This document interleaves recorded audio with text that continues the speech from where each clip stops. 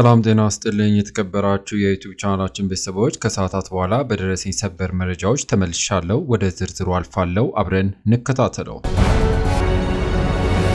ክቡራን አድማጮች በኢትዮጵያ አድሰንስ አካውንት አገልግሎት መቋረጡ ተሰማ። ዩቲዩበሮች ክፍያ ማግኘት አልቻልንም ሲሉም ቅሬታቸውን አቅርበዋል። የጎግል ኩባንያ አንድ አካል የሆነው አድሰንስ አካውንት በኢትዮጵያ ስራ ካቆመ 9 ቀናት መቆጠራቸውን ዋዜማ ዘግባለች። የገንዘብ መክፈያ መንገዱ በኢትዮጵያ ስራ ያቆመበት ምክንያት እስካሁን እንደማይታወቅ ያስረዱት ዋዜማ ያነጋገራቸው ባለሙያዎች ችግሩን ለመቅረፍ ከጎግል ኩባንያ ጋር እየተነጋገሩ መሆኑንም ገልጿል።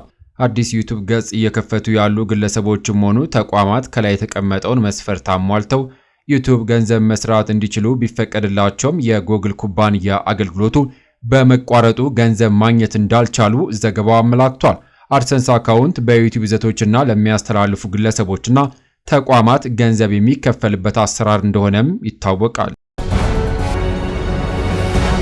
በሌላ ዜና ቲክቶከር ጃኒ በይቅርታ ከእስር እንደተፈታች ተገለጸ። ቲክቶከር ጃኒ ወይም በትክክለኛ ስሟ ስመኝ ገብሩ በድሬዳዋ ከተማ ነዋሪዎች ላይ በሰነዘረችው ዘለፋ በጸጥታ ኃይሎች በቁጥጥር ስር መያዟ ይታወሳል። ይሁንና ስመኝ ገብሩ በተናገረችው አጸያፊ ንግግር በድሬዳዋ ከተማ አስተዳደር ከሳሽነት በቦሌ ክፍለ ከተማ ፖሊስ በቁጥጥር ስር ነበረች። በእስር ቤት በነበረችበት ወቅትም ያመጡላትን ሺቲ በዓመት እንኳን እንደማያልቅም ገልጻለች። ጃኒ በመቀጠል ልታስሩኝ ሳይሆን ፍቅር እንድታሳዩኝ ነው ያመጣችሁት በማለት የተናገረች ሲሆን እወዳችኋለሁ፣ አክብራችኋለሁ በማለት ለድሬ ከተማ ነዋሪዎች ያላትን ክብርና ፍቅር ገልጻለች። ስመኝ ገብሩ በዛሬው ዕለት በድሬዳዋ ፍርድ ቤት ቀርባ ከስር መለቀቋ ተገልጿል። በሌላ መረጃ ፓርላማው የኢትዮጵያ ብሔራዊ ምርጫ ቦርድ አመራሮችን ሹመትን አጸደቀ። የሕዝብ ተወካዮች ምክር ቤት የኢትዮጵያ ብሔራዊ ምርጫ ቦርድ ምክትል ሰብሳቢና የሥራ አመራር አባላትን ሹመት አጽድቋል። ስድስተኛው የሕዝብ ተወካዮች ምክር ቤት 4ኛ ዓመት የሥራ ዘመን 36ኛ መደበኛ ስብሰባውን በዛሬው ቀን አካሂዷል። ምክር ቤቱ ባካሄደው መደበኛ ስብሰባው አቶ ተስፋዬ ነዋይ የኢትዮጵያ ብሔራዊ ምርጫ ቦርድ ምክትል ሰብሳቢ አድርጎ ሾሟል። እንዲሁም አቶ ተክሊት ይምሰልና ወይዘሮ ነሲም አሊ የምርጫ ቦርድ የሥራ አመራር አባል ሆነው ተሹመዋል። ምክር ቤቱ ከኢትዮጵያ ውጭ ሀገር የሥራ ስምሪት ጉዳይ ጋር ተያይዞ የቀረበ ረቂቅ አዋጅን መርምሮ ለሰው ሀብት ልማት ሥራ ስምሪት ቴክኖሎጂ ጉዳዮች ቋሚ ኮሚቴ መርቷል። የእጽዋት ጥበቃና ኳራንታይን የተዘጋጀ ረቂቅ አዋጅ ላይ እንዲታይ ለግብርና ጉዳዮች ቋሚ ኮሚቴ በሙሉ ድምፅ ተመርቷል። በሌላ መረጃ የሐምዳን ዳጋሎ ጦር ኃይል ሊቢያ፣ ግብፅና ሱዳንን የሚያገናኘውን 3 ማዕዘን መቆጣጠሩን አስታወቀ።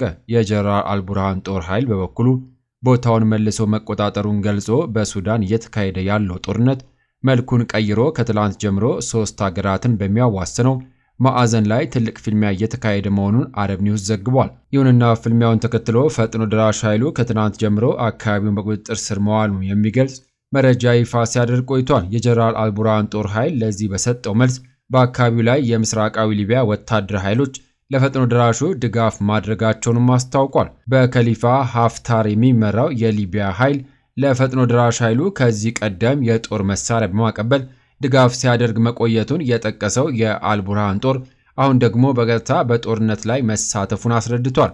ይህ ወሳኝ የሆነው 3 ማዕዘን ቦታ ከትላንት ጀምሮ በፈጥኖ ደራሽ ኃይሉ በቁጥጥር ስር መቆየቱን ያመነው የአልቡርሃን ጦር ዛሬ ባወጣው መግለጫ ደግሞ ባደረግነው መልሶ ማጥቃት አካባቢው መልሰን ተቆጣጥረናል ሲልም ገልጿል።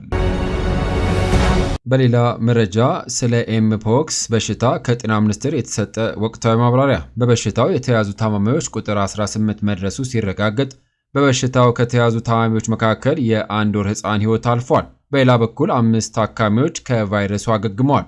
ለዚህ በሽታ አጋላጭ ሁኔታዎች ተብለው ከተለዩ መንገዶች ውስጥ ለበሽታው ተጋላጭ ሆኑና በበሽታው እንደተያዘ ከተጠረጠረ ሰው ጋር የሚኖረን ንክኪ ወይም ደግሞ የግብረ ስጋ ግንኙነት፣ የሰው ንክኪ፣ መሳሳ፣ መጨባበጥ ማስቀረትና ጥንቃቄ ማድረግ ነው። ምልክቶቹ ከፍተኛ ትኩሳት፣ ራስ ምታት፣ የጀርባ ጡንቻ ህመም፣ እጢዎች ማበጥ፣ ለመተንፈስ መቸገርና የቆዳ ላይ ሽፍታ ሲያሳዩ ወዲያውኑ ራስን ከሌሎች ሰዎች መለየትና ወደ ጤና ተቋማት በመሄድ ሕክምና እርዳታ ማግኘት እንደሚገባም ይገለጻል።